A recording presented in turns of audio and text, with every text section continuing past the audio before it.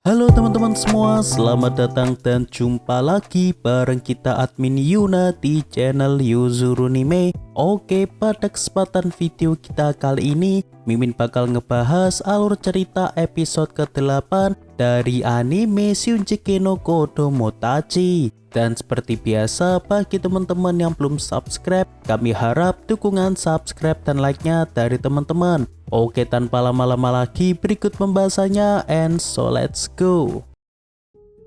Episode dimulai dengan dilihatin Minami yang tengah mandi sehabis dirinya yang kalah lomba tenis sebelumnya, yang mana meski dirinya gagal meraih kemenangan karena kakinya yang cedera, akan tetapi Minami di sini malah kepikiran hal yang lain, yakni betapa gedenya perjuangan Arata buat dirinya. Mulai dari Arata yang nemenin dia latihan, sampai nge-support dan juga jadi tempat sandaran curhat, sehingga ngebuat Minami pun jadi agak baper sendiri sama sikapnya Arata. Sementara itu di sisi lain, di sini Oka masih kesal dengan kekalahan Minami, yang menurutnya wasitnya yang terlihat tidak adil sama Minami. Ya biasa, kalau udah kalah pasti yang disalahin ya Pak Wasit. Arata pun di sini coba nenangin Oka kalau tujuan mereka tuh bukan sekedar menang, tapi biar Minami nggak ngerasa menyesal karena nggak datang ke pertandingan. Akan tetapi di sini Oka tetap gak terima dan sempat adu mulut sama Arata. Nggak lama di sini Minami pun datang dan dia bilang kalau dirinya nggak masalah sama hasil pertandingannya tadi. Dan yang penting cederanya saat ini nggak makin parah, jadinya Minami juga udah ngerasa cukup puas. Oka yang tahu pun di sini ngerasa agak kesel karena Minami yang ia bela, Minami malah terima aja keputusan dari Pak Wasit. Lalu pas si Arata perhatian nanyain kondisi Minami, Minami di sini malah dibikin jadi salting sendiri. Balik ke Oka karena masih emosi dengan wasitnya. Di sini ia sampai praktekin bola yang harusnya jadi poin buat Minami. Tapi saking semangatnya, bola milik Oka itu malah hampir aja kena Minami. Untungnya Arata dengan sikap nangkep bola itu yang malah ngebikin Minami jadi tambah baper. Yang mana entah kenapa di sini ia perlahan mulai ngerasa kalau dirinya tuh mulai dibuat jatuh hati ke Kak Arata. Lanjut kita pindah ke kamarnya Kotono. Di sini Oka tiba-tiba datang ke kamarnya Kotono buat saling ngobrol berdua. Dan karena si Oka emang gak pandai basa-basi, di sini awalnya Oka malah muter-muter gak jelas kayak nanyain beberapa barang kesukaan dari Kotono. Dan karena si Kotono orangnya emang gak suka basa-basi, sehingga ia pun langsung aja tanya tentang apa yang mau dibicarain Oka kepada dirinya. Lalu di sini Oka mastiin perkataan Kotono tempo lalu, apakah Kotono beneran kepengen mau nikah dengan Arata atau ada hal yang lain yang ngebikin Kotono ngebet pengen ngomong kayak gitu, terutama kepada para kakak perempuannya tempo lalu. Akan tetapi di sini tiba-tiba jawaban dari Kotono malah ngebikin Oka kaget banget. Soalnya Kotono di sini berterus terang kalau dia tuh tahu tentang pengakuan cinta Oka kepada Arata dari chattingan Minami di grup tempo lalu. Dan bahkan dirinya juga tahu soal kejadian waktu di ruang game beberapa hari yang lalu. Oka yang tahu pun seketika buru-buru klarifikasi dengan bilang kalau dulu dia tuh cuma ngungkapin rasa sayangnya sebagai mantan saudara kembarnya Arata. Dan soal ketika main game itu cuma kecelakaan belaka karena waktu itu Oka nggak sengaja terjatuh. Dan hal itu tuh nggak ada romantis-romantisan sama sekali di antara mereka. Bukannya sadar si Kotono malah ngerasa seneng sendiri. Soalnya dia nganggep kalau Oka beneran gak ada rasa suka secara romantis kepada Arata. Padahal mah Oka tadi jelas cuma ngeles doang biar Kotono nggak tahu perasaan sebenarnya ke Arata. Lalu setelahnya di sini Oka bakalan pergi mandi biar dirinya tuh bisa nenangin dirinya sejenak. Beberapa hari pun berlalu. Di sini Banri ngerengek kepada beberapa adik-adiknya buat nemenin dirinya pergi ke kampusnya untuk ambil sesuatu. Tapi sayangnya kebanyakan adik-adiknya pada nolak karena di sini mereka pada sibuk masing-masing. Dan kebetulan Arata yang baru pulang sekolah, Banri pun langsung aja minta ke Arata buat nemanin dirinya pergi ke kampus. Lalu setibanya di kampus, di sini Banri malah minta ke Arata buat masuk secara diam-diam karena ternyata Banri takut tiba-tiba ada hantu di kampusnya. Tapi di sini Arata jadi merasa aneh ke Banri. Udah tahu takut sama hantu, malah Banri ini masuk jurusan keperawatan yang prakteknya sering kali di rumah sakit. Yang mana biasanya juga sering ada rumor tentang cerita seram di rumah sakit. Banri yang tahu pun malah diem doang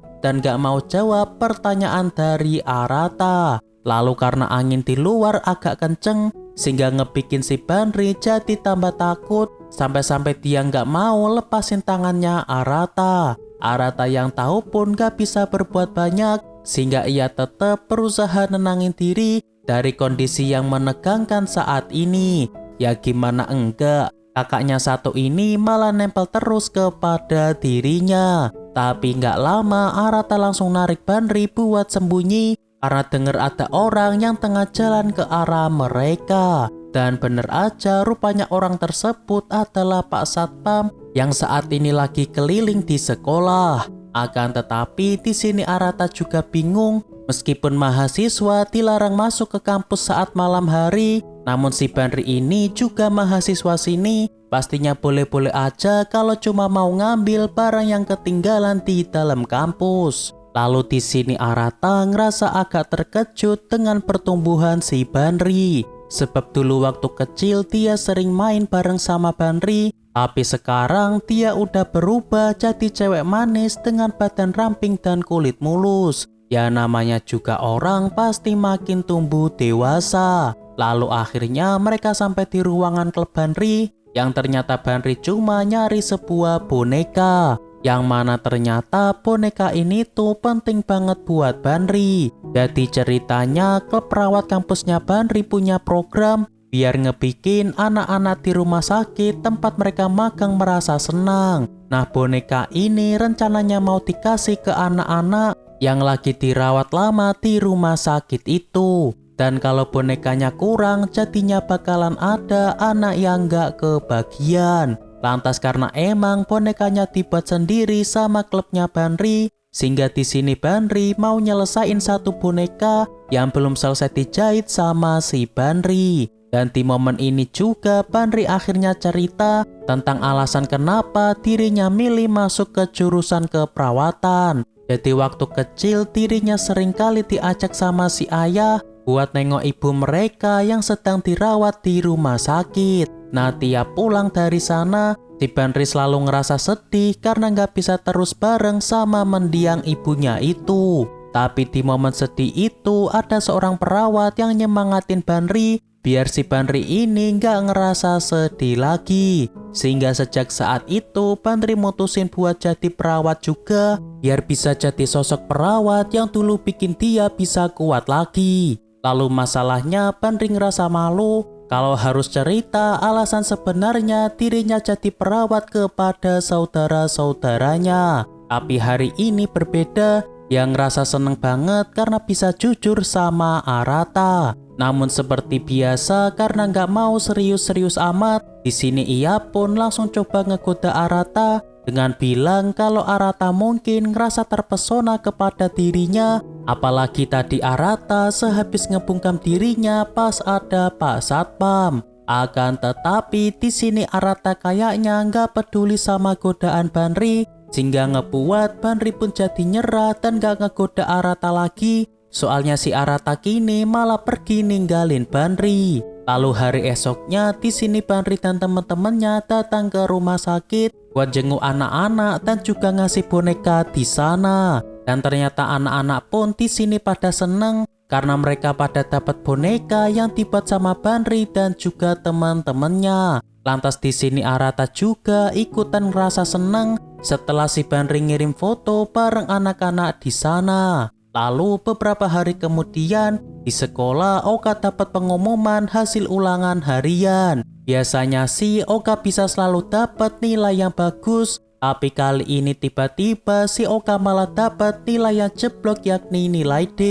Ya sontak dong Oka ngerasa shock banget setelah ngeliat hasil ulangannya. Akan tetapi di sini Oka nggak mau ngasih tahu hasilnya kepada teman-temannya karena ia nggak mau nunjukin betapa cerobohnya dirinya. Apalagi dia tuh digadang-gadang sebagai calon ketua OSIS selanjutnya. Lalu pada hari Sabtunya tiba-tiba Oka mutusin buat pergi sendirian ke Yamanasi. Arata yang tahu pun awalnya kaget banget karena Oka tiba-tiba pengen pergi ke sana sendirian. Akan tetapi sepertinya Arata udah paham kalau Oka pengen pergi sendiri itu tandanya Oka lagi down banget dan butuh waktu buat nenangin dirinya. Dan karena sekolah sedang libur sampai 3 hari ke depan, jadi Arata ngerasa nggak masalah jika Oka pergi. Akan tetapi setelah 3 hari libur berlalu, di sini Oka belum kunjung pulang apalagi sekolah dan bahkan nggak ada kabar apapun dari si Oka. Dan ya mungkin sampai sini dulu pembahasan episode 8-nya.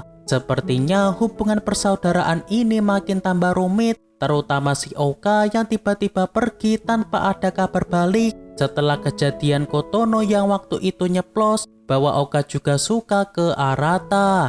Dan ya terima kasih buat teman-teman yang udah nonton sampai selesai. Dan kami harap bantuan subscribe dan juga like-nya dari teman-teman. Mohon maaf kalau ada kesalahan, kami admin Yuna pamit undur diri. See you in the next video.